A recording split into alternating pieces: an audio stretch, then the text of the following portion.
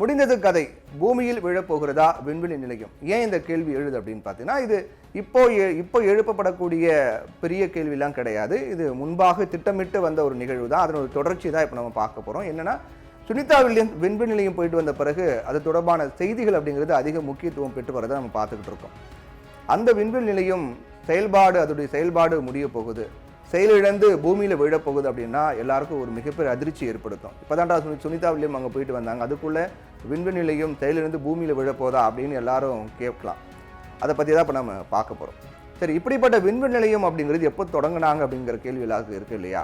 சர்வதேச விண்வெளி நிலையம் 1998 தொடங்கப்பட்டதிலிருந்து நிறைய ஆய்வுகள் தொடர்ந்து மேற்கொள்ளப்பட்டு வருது. எப்போவுமே யாராவது அங்கே ரஷ்யா, ஜப்பான், அமெரிக்காவிலேருந்து யாராவது அங்கே போய் ஆய்வு பண்ணிகிட்டே இருப்பாங்க. தொடர்ந்து பல ஆய்வுகள் மேற்கொள்ளப்பட்டு வருது.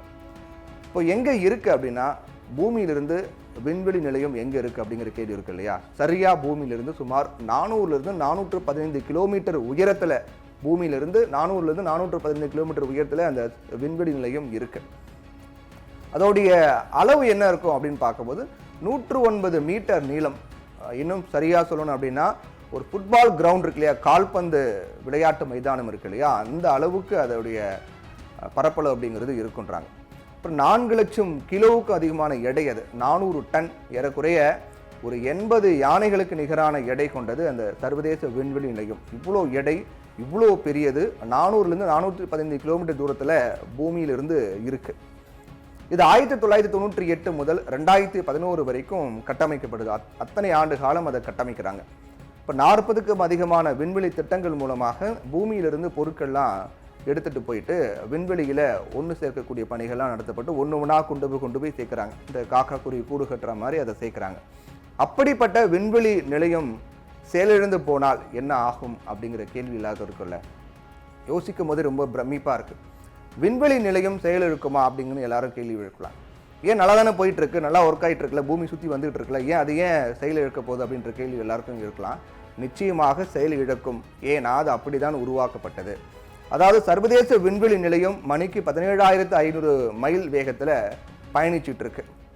இன்னும் சொல்லணும்னா ஒரு 90 நிமிடங்களுக்கு ஒரு முறை அப்படிங்கிற கணக்கில் ஒரு நாளைக்கு சராசரியாக 16 முறை பூமியை சுற்றி வருது விண்வெளி நிலையம்.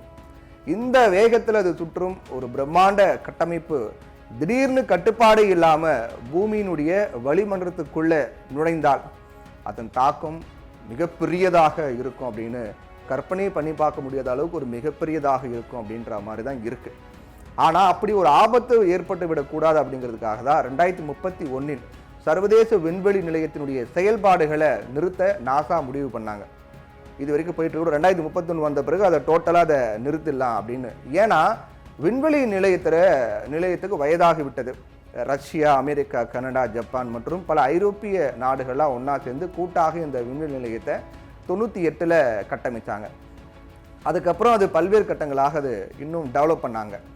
தொடக்கத்தில் 15 ஆண்டுகள் அது செயல்படணும் அப்படிங்கிற மாதிரி தான் அதை டிசைன் பண்ணாங்க.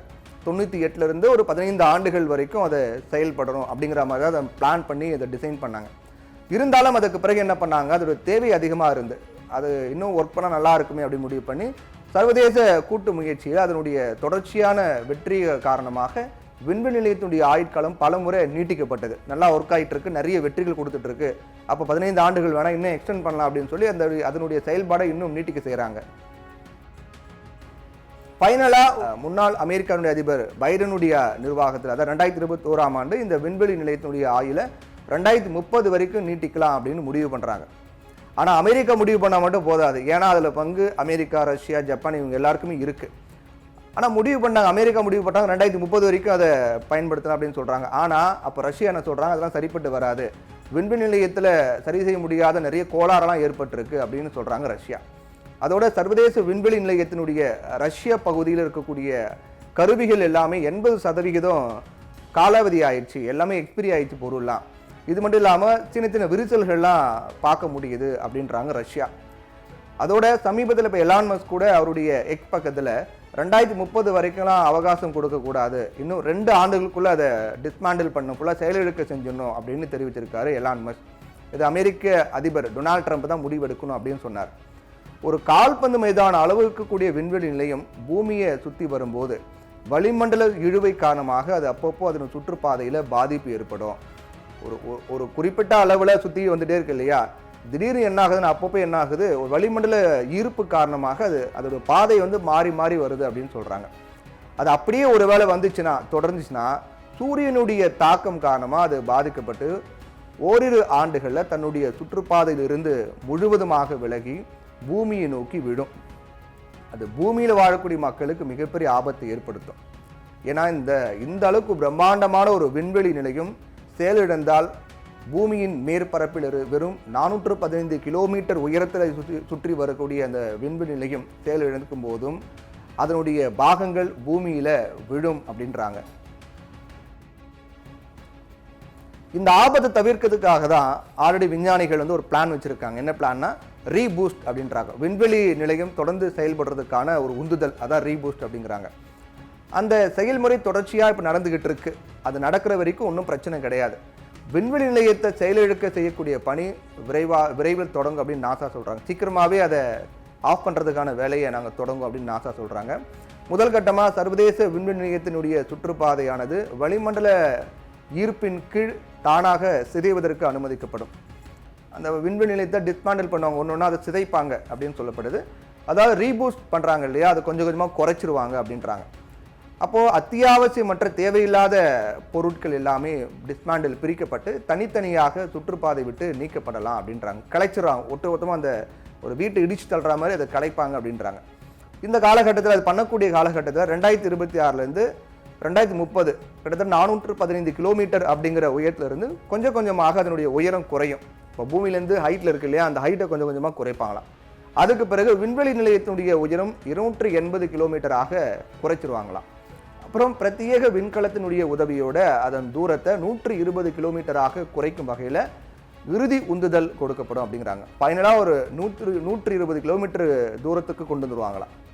இந்த முயற்சி எல்லாமே திட்டமிட்டபடி பிளான் பண்ணபடி சரியாக நடக்கக்கூடிய பட்சத்தில் பூமியிலிருந்து 120 கிலோமீட்டர் தொலைவை சர்வதேச விண்வெளி நிலையம் அடையும் அப்படின்னு எதிர்பார்க்கப்படுது.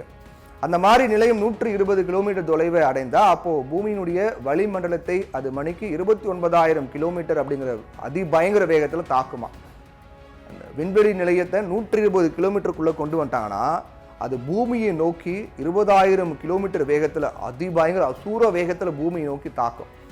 ஆனால் வளிமண்டல நுழைவின் போது அது வளிமண்டலத்துக்குள்ளே என்ட்ராகும் போதே அதீத வெப்பம் ஏற்படும். கிட்டத்தட்ட 1000 டிகிரி செல்சியஸ் வெப்பம் ஏற்படும். ஹீட்டாகி அது சர்வதேச விண்வெளி நிலையத்தினுடைய பெரும்பாலான பகுதிகள் எல்லாமே எரிஞ்சிரும் அப்படின்றாங்க. பூமிக்குள்ளே வர்றதுக்கு முன்னாடி நிறைய பகுதி எரிஞ்சிரும் அப்படிங்கிறாங்க. அப்புறம் மீதம் இருக்கக்கூடிய பாகங்கள்லாம் பசிபிக் பெருங்கடலில் பாயிண்ட் நீமோ அப்படிங்கிற இடத்துல விழுந்துரும் அப்படிங்கிறாங்க. அந்த இடம் மக்கள் வாழக்கூடிய பகுதி கிடையாது அப்படிங்கிறதால வழக்கமாக தேவையற்ற விண்கலங்கள்லாம் அங்கே தான் விழ வைப்பாங்களாம். அதனால் எந்த பாதிப்பும் இல்லைன்னு நாசா சொல்கிறாங்க. இப்போ சர்வதேச விண்வெளி நிலையத்துக்கு மாற்று என்ன? அப்போ நிறைய பேர் போய் அங்கே ஆய்வு பண்ணிட்டு இருக்காங்க. அது உடஞ்சி பூமிக்குள்ளே விழுந்துச்சு அப்படின்னா அப்போ வேற என்ன மாற்று? அப்போ விண்வெளி நிலையம் இல்லையா அப்படிங்கிற கேள்வி எல்லாருக்கும் இருக்கும் இல்லையா. இந்த விண்வெளி நிலையத்துக்கு ஓய்வு கொடுப்பதற்கு முன்னாடியே அதை ஃபுல்லாக டிஸ்மேண்டில் பண்ணி உடைக்கிறதுக்கு முன்னாடியே பிரைவேட்டாக தனியார் விண்வெளி நிலையங்கள்லாம் செயல்பாட்டுக்கு வந்துடும் அப்படிங்கிறாங்க. மற்ற நாடுகள் தங்களுக்கான விண்வெளி நிலையங்களை கட்டமைப்பதில் இப்போ கவனம் செலுத்திட்டு வராங்க. குறிப்பாக நம்முடைய இந்தியா பாரதிய அந்தரிக்ஷா ஸ்டேஷன் அப்படின்னு சொல்லக்கூடிய இந்திய விண்வெளி மையத்தை இஸ்ரோ 2035 நிறுவ பிளான் பண்ணியிருக்காங்க. அதுக்கான ப்ராசஸ்லாம் இப்போ சக்ஸஸ்ஃபுல்லாக போயிட்டு இருக்கு. கடந்த 2022 சீனா தன்னுடைய டியாங்காங் அதாவது சொர்க்க மாளிகை அப்படின்னு விண்வெளி நிலையத்தினுடைய முதல் பகுதியை சுற்றுப்பாதையில் கொண்டு போய் ஏற்கனவே நிறுத்திட்டாங்க. இப்போ சர்வதேச விண்வெளி நிலையத்தை அந்த மாதிரி பல நாடுகளுடைய கூட்டு ஒத்துழைப்பில் உருவாக்கப்படாமல் சீனா மட்டுமே இப்போ ஏற்கனவே இருக்கக்கூடிய விண்வெளி நிலையம் பார்த்தீங்கன்னா இந்தியா இல்லை, அமெரிக்கா, ஜப்பான், ரஷ்யா போன்ற நாடுகள்லாம் ஐரோப்பிய நாடுகள்லாம் சேர்ந்து உருவாக்கியிருக்காங்க. அந்த மாதிரி இன்னொரு புதுசாக உருவாக்கக்கூடிய விண்வெளி நிலையம் பல நாடுகளுடைய ஒத்துழைப்போட டீம் ஒர்க்காக உருவாக்கப்படாமல் சீனா மட்டுமே தனியாக இதை உருவாக்கி வராங்க. வரும் 2031 பிறகு இது சர்வதேச விண்வெளி நிலையத்திற்கு மாற்றாக இருக்கும் அப்படின்னு சீனா உறுதியாக நம்புறாங்க. இப்போ சீனா தனியாக உருவாக்கிட்டாங்க அப்படின்னா நம்ம ஏற்கனவே சொன்ன மாதிரி இந்தியாவும் தனியாக உருவாக்குவாங்க. அதுக்கான ப்ராசஸ் போயிட்டு இருக்கு. எப்படி பல நாடுகள் விண்வெளி நிலையத்தை உருவாக்குவாங்க. தொடர்ந்து இந்த விஞ்ஞான ரீதியான ஆய்வுகளும் ஆராய்ச்சிகளும் மேற்கொள்ளப்பட்டு வரும் அப்படிங்கிறது எந்தவித மாற்று கருத்தும் இல்லை.